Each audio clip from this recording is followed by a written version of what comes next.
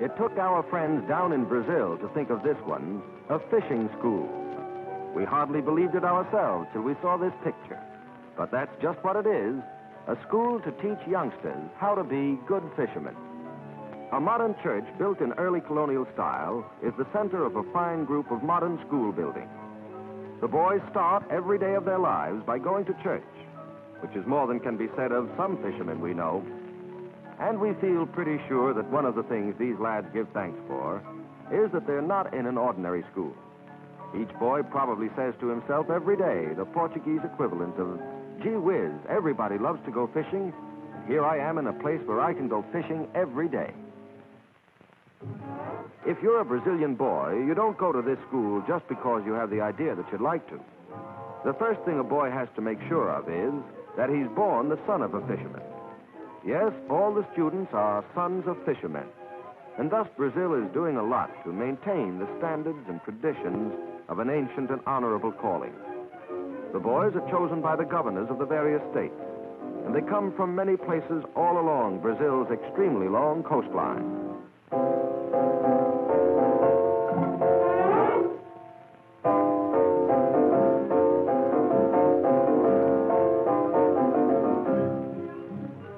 As we gaze upon this extraordinary scene, every boy doing his own wash, the first thing we think of is that we never saw anything quite like this in any other school.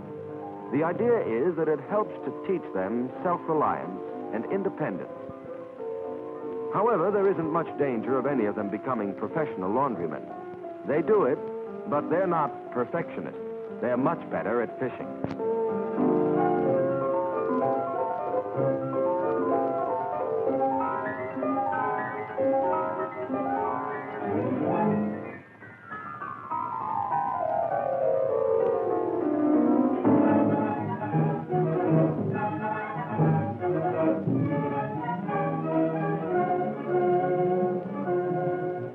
The school is called the Marambaia Fishing School.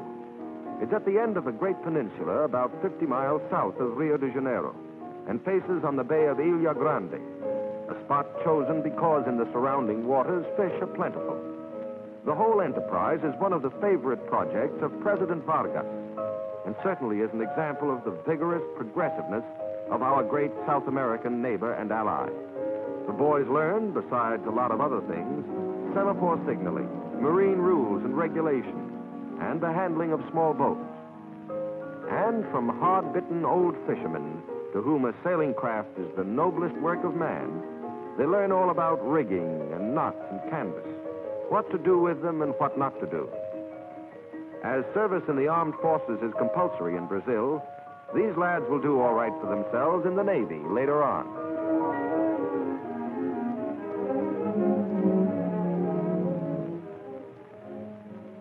They have a course in boat building, too, learning as much about a boat's structure as a good pilot ought to know about his plane. And it's all fun. What boy anywhere wouldn't love this kind of school?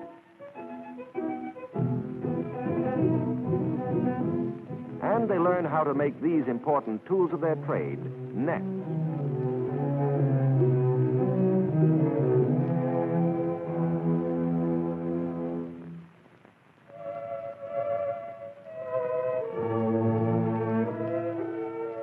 One of the first lessons in the real tricks of the trade, fishing with a net close to shore, a method that works a good deal better along this coast, where marine life is abundant, than it would along many of the shores we know up here in the north.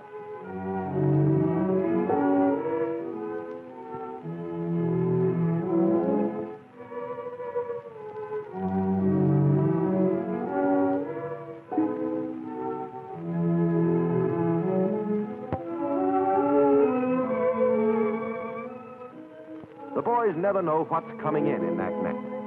Of course, suspense is always one of the feelings surging through the heart of any fisherman.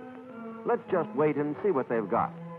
Sometimes, in real commercial fishing, the haul by this method is big.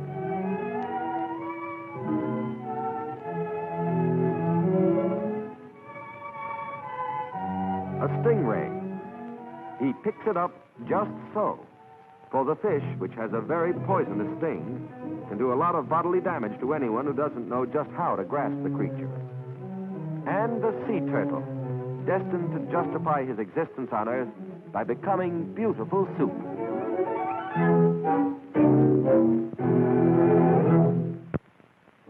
A large number of unsuspecting, carefree, hitherto unmolested sardines are right over there.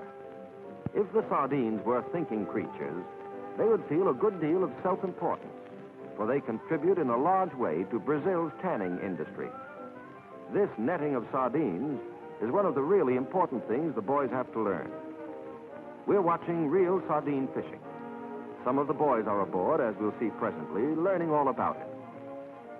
When the fishermen arrive at the spot where the school of fish has been sighted, the trick is to get the net down quickly and in a complete circle. Otherwise, the sardines will go away from there in a hurry. This turns out to be a perfect job. In the net are literally tons of agitated sardines, all having the surprise of their young lives. Boys from the school, out here to learn this part of their trade, help to haul in the big net. The sardines must be brought aboard in small nets, because the weight of all those fish would break the big net if it were hauled in all at one time, and nets are expensive.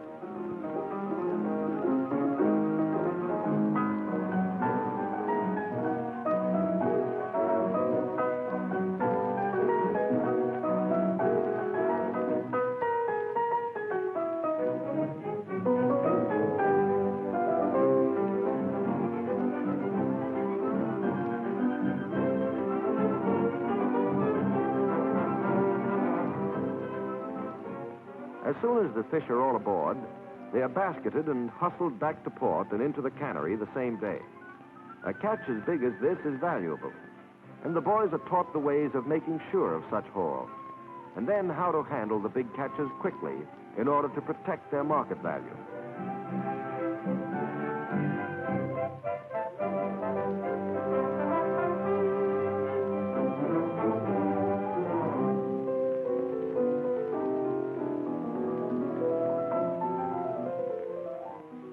And now, off with them to the cannery.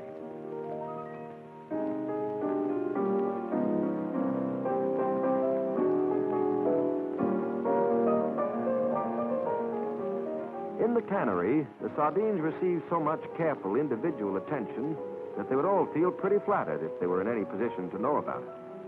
Some of the boys will later on become specialists in the cannery industry, so all of them are given the training that will make them experts.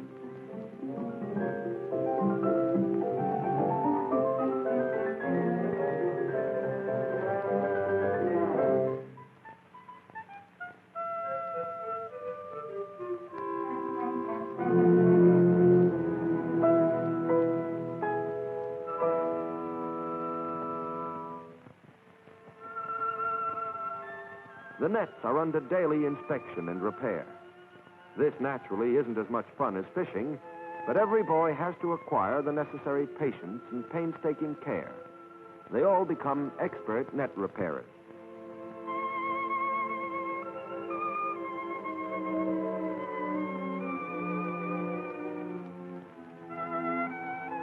The boats are in pretty constant need of overhauling and repair, too.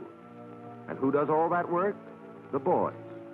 Under careful instruction, they learn all about replacing defective timbers, caulking leaks, scraping off barnacles, and all the other useful knacks of keeping the boats absolutely shipshape.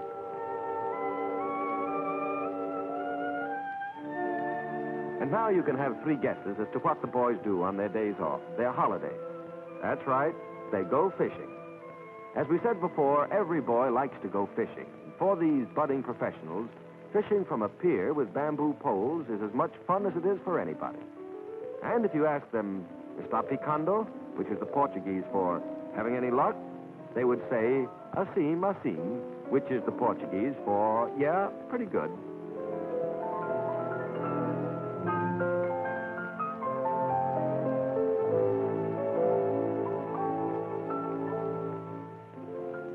The boys receive a certain amount of ordinary classroom schooling, and in addition, they have a good deal of schoolroom instruction in the lore of fish and how to catch them. It is in the classroom that they receive their introduction to Mr. Elasmobranch Salakian, In other words, the shark, which has become important in Brazilian fisheries as a source of food and of a high vitamin content oil. The boys have to know all there is to know about elasmobranch salacian.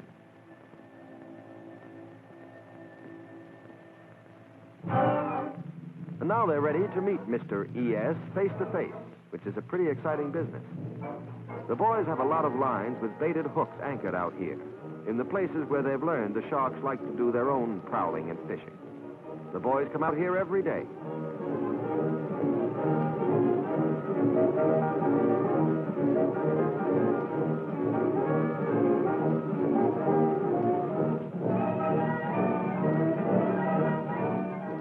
When a line is pulled in, either there's a shark on the end of it and the fun begins, or else you just put some more bait on the hook and come back some other time. They've got one. He's a big one, too. And these lads are going to have all they can do to pull him in. He's sure to weigh several hundred pounds, and it's not uncommon for a shark to weigh as much as 800 pounds. Here's another. Their luck is fine today. They don't just pull in the line by hand when they've hooked a shark.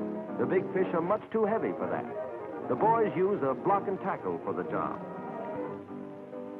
The boys have to be mighty careful, for apparently lifeless sharks sometimes become very much alive after coming aboard and have been known to attack their captors.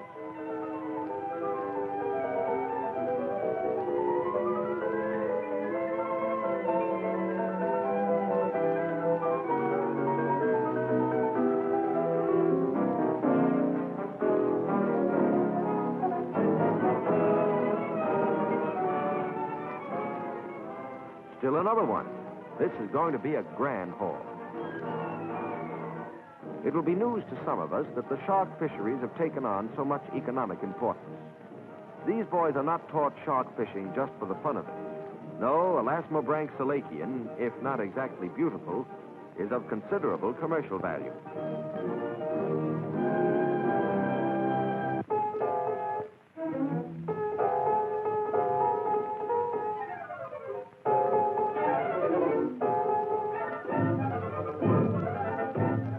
Loaded to the gunnels with more sharks than most of us have ever seen gathered together in one place.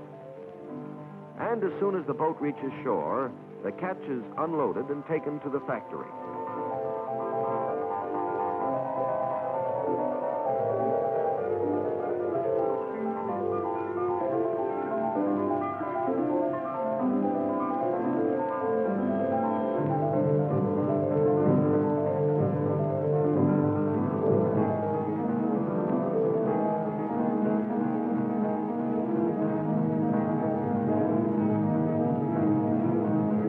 Positively their last appearance as anything resembling sharks. The interesting thing about them now is that each one is in full and undisputed possession of a liver, and also of a lot of meat, which is, believe it or not, perfectly edible food. From the livers is extracted an oil which contains a valuable vitamin. One notable function claimed for this vitamin is that it improves the nighttime vision of airplane pilots. Much of the oil is bottled and shipped to the United States.